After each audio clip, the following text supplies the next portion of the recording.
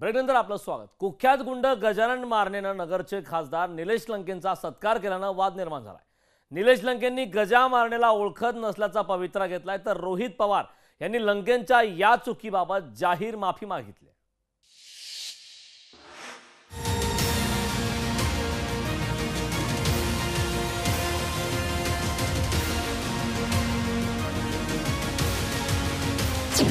खासदार निलेश लंकेंचा गुंड गजा मारणेकडून सत्कार।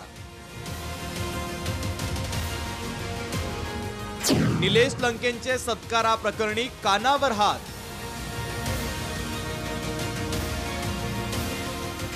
लंकेंना कानपिचक्या देत रोहित पवारांचा माफीनामा।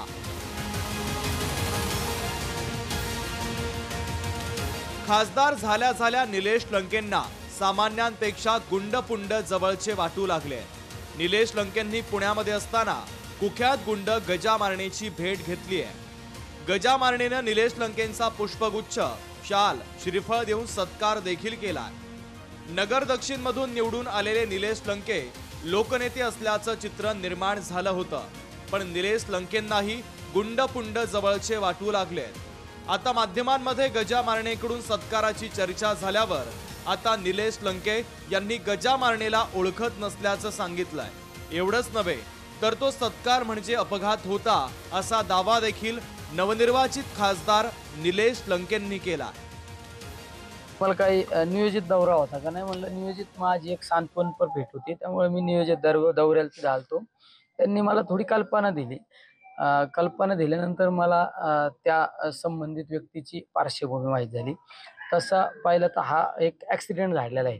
जर मला ती पार्श्वभूमी कुठली एखादी पार्श्वभूमी माहीत असते तर मी तिथं चुकून पण गेलो नसतो। त्यामुळं ही जी घटना घडली, या घटना मला नंतर कळाल्यानंतर मला ती गोष्ट समजून आलेली आहे। गजा मारणे सत्कारावरून रोहित पवारांनी निलेश लंकेंना चांगल्याच कानपिचक्या दिल्या। शिवाय या प्रकरणात जाहीर माफी देखील मागितली आहे। जी गोष्ट घडली ती योग्य घडली नाही।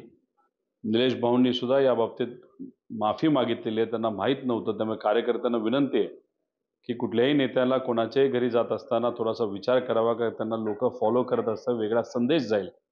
जसे निलेश भाऊंनी माफी मागितली तसं मी सुद्धा माफी मागतो की आमच्यातला एक खासदार न कळत एका चुकीच्या प्रवृत्तीच्या व्यक्तीच्या घरी गेला।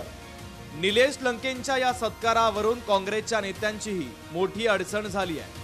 माहिती घेऊन बोलू असं मोघम उत्तर देऊन त्यांनी स्वतःची सुटका करून घेतली आहे। निलेश लंके यांना गजा मारण्याचे गुंड आहे पुण्याचे त्यांनी भेट घेतल्याची माहिती पुढे येतात। मला माहित नाही, मी माहिती घेऊन सांगेन। सत्ताधारी असो की विरोधक, गजा मारणे राजकीय नेत्यांच्या सतत जवळ जाण्याचा प्रयत्न करत असतो। अशा गुंडापुंडांना जवळ करणाऱ्या नेत्यांना जनतेनं धडा शिकवला पाहिजे, अशी मागणी आता जोर धरू लागलेली आहे।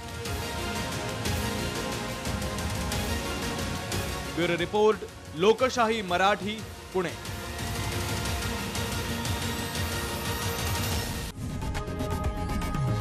लोकशाही मराठी ऐका, पहा, जागरूक रहा।